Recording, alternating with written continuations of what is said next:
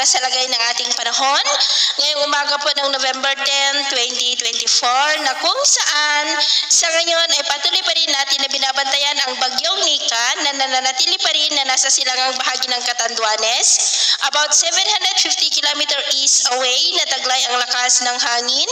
na umaabot na po sa 85 km per hour habang kumikilos pa west, northwestward sa bilis po na 20 km per hour. At bukas ng hapon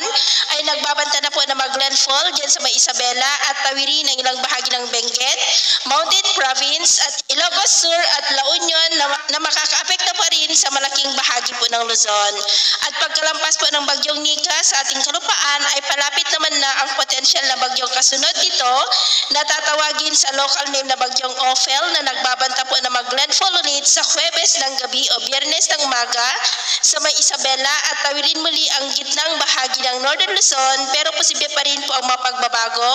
kaya patuloy po tayong mag-antabay sa mga susunod po na updates. At sa lagay ng ating panahon, ngayong madaling araw ay generally fair weather naman po tayo pero dahil sa bagyo ay may mga pag-uulan sa Catanduanes at nakataas ngayon dyan ang wind signal number 1. May scattered rains rin sa ilang bahagi po ng Southern Leyte, Catarman, Cebu at Dinagat Island. At mamaya ay sisikat ang araw sa malaking bahagi ng ating bansa pero dahil sa bagyo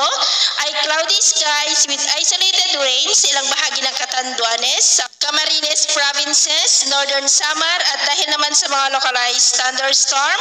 ay cloudy skies with isolated rains rin sa ilang bahagi po ng Sulu Archipelago. At mamayang hapon po mas maraming lugar na ulit ang makakaranas ng cloudy skies with isolated rains dulot ng bagyo dyan po sa malaking bahagi ng Bicol region. Hindi naman po sa mga localized thunderstorm ay cloudy skies with isolated rains sa ilang bahagi ng Southern Luzon,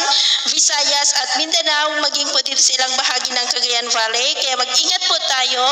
sa mga banta pa rin ng mga pagbaha at pagguho ng lupa. At sa atin naman po mga baybayin, dahil po sa bagyo ay iwasan na muna natin ang papalaot sa silangang baybay ng Luzon dahil ang mga alon dyan ay posible po na aabot hanggang sa 3 to 5 meters height. Kaya hanggat maaari ay iwasan na muna natin ang papalaot dyan sa mga may kulay pula para mas makaiwas sa mga sakunang pangkaragat.